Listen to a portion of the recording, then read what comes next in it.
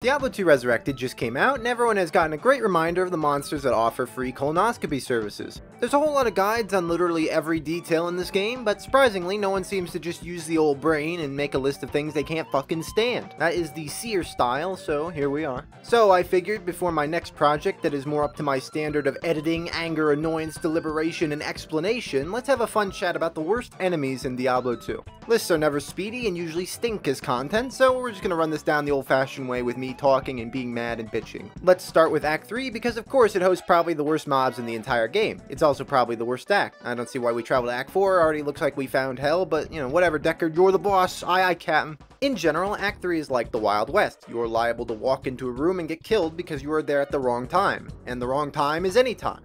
This is because it's chock full of horrible things like Stygian Dolls and Gloams. For the new players, I'll let you in on a secret. If you see either of these mobs, it's sometimes more prudent to just save and exit and try again with a new set of enemies. That's because they happen to have two mechanics, those being fuck and you. Gloams shoot lightning at you, and surprise, if they're randomly fanaticism and might aura'd, you're on your way back to the character select screen, because that character body is not coming back, and if you're on hardcore, it's time to delete the character and probably the game, to be honest. So yeah, huge, scary, nearly invisible ghosts that can travel around super fast and shoot huge beams of electricity at you. And it sounds great. But what are these little skeleton shits? Well, a surprise to be sure, but they're actually atom bombs in disguise. When you kill them, they are going to detonate. It's a very self-explanatory design there. This could be the strangest and most tilting thing in the game, honestly. Sometimes they do nothing, like you'd assume they just died. Other times, you're going to need new pants because you're now missing both ass cheeks. That is Act 3 in a nutshell, to be honest. So let's back it up and talk about Act 2, the other act that could be considered the worst one, mostly because you're going to be spending all day in like holes that you have to fight through, or just tombs filled to the brink with dink.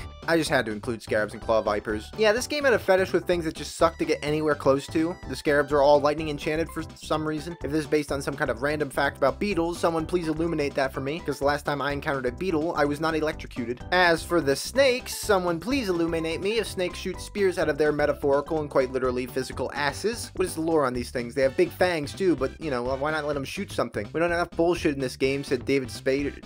Not David Spade, the other David that exists. Moving on again, we have Act 5, giving us what I'd call the chunky mobs. They're healthy, they're big, and they love to take a chunk out of whatever part of your body you hold the most reverence for. Bloodlords and reanimated hordes are some scary, scary enemies in Diablo 2. These are quite possibly the most don't give a shit enemies in the game. They will walk, they will slap, you will die. Don't get near them, and hopefully you possess the firepower necessary to get through them before they reach you. Otherwise, here's Charge and Frenzy to add to your butt. Usually the issue is the density of these things. They can stack up and you have very little recourse. In the case of Bloodlords, you can't stop them or slow them, so yeah, again, break out the powerhouse offense. Also in Diablo 2 Resurrected, they're buggy and like, I don't know, have more shithead energy, so stay far away, I say. Let's have a few annoying monsters real quick. Vampires and all resurrecting enemies go right on my headache tier list, high on the list as well. Of course, by design, the resurrecting captain type enemies are meant to be hard to deal with. You have to lean far into the fray in order to get to them, and while you do that, you have Fallen taking a few chunks out of you. The vampires are akin to vampires because they don't feel like dying. It's hard to deal with them as they run away, leech life, pain in my ass. Anything in this game with a projectile goes onto the headache tier list, to be honest. I was gonna make a section for all these bow enemies, but basically all I have to say about them is quite simple. If they've got might, get out of sight. If they've got fanaticism, I have no witticism because I'm dead as fuck.